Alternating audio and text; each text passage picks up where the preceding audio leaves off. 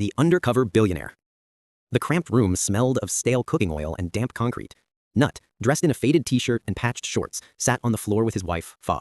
He was meticulously counting a small pile of coins and crumpled notes, the day's earnings from the soy milk stall.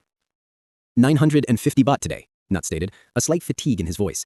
Tomorrow we'll buy 2 more sacks of soybeans. Fa sighed, her eyes full of worry. Nut, how much longer? I feel so guilty, seeing my mother work so hard. Your parents must be wondering why your son is living like this. Nut reached out and held her hand. Fa, I know it's hard, but I needed to be sure. I needed to know that Mei John, your mother, loved me for the man I am, not for the inheritance I'm waiting for.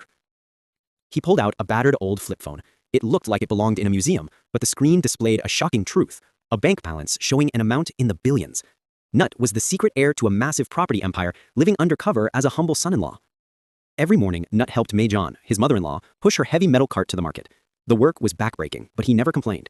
While locals gossiped about the useless man who couldn't provide for his wife, Mei John saw something else.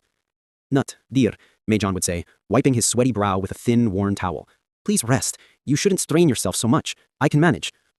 It's nothing, Mom, Nut would reply with his genuine, easy smile. I enjoy helping you.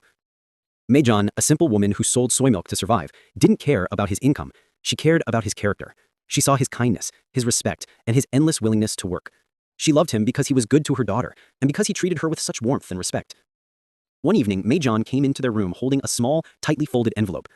Nut, she said, her voice soft. I've been saving a little from the sales. I want you to take this and buy yourself a new pair of shoes. The ones you wear are completely worn out, and you work so hard. Nut stared at the envelope. It was a minuscule amount compared to his hidden fortune, yet it carried the weight of pure, selfless love. Tears welled up in his eyes. Mom, he choked, unable to accept the sacrifice she was making. Mei John placed the envelope in his hand and gently patted his arm. Don't say a word, son.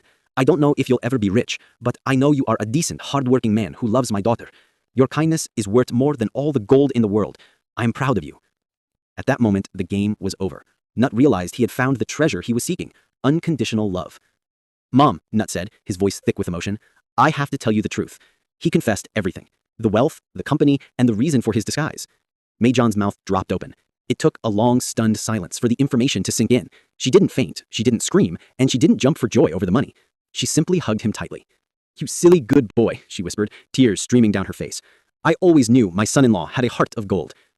Nut kept his promise. Mei John retired from the market, though she kept the soy milk stall running as a hobby managed by employees. Nut bought her a comfortable house and made sure she never had to worry about money again.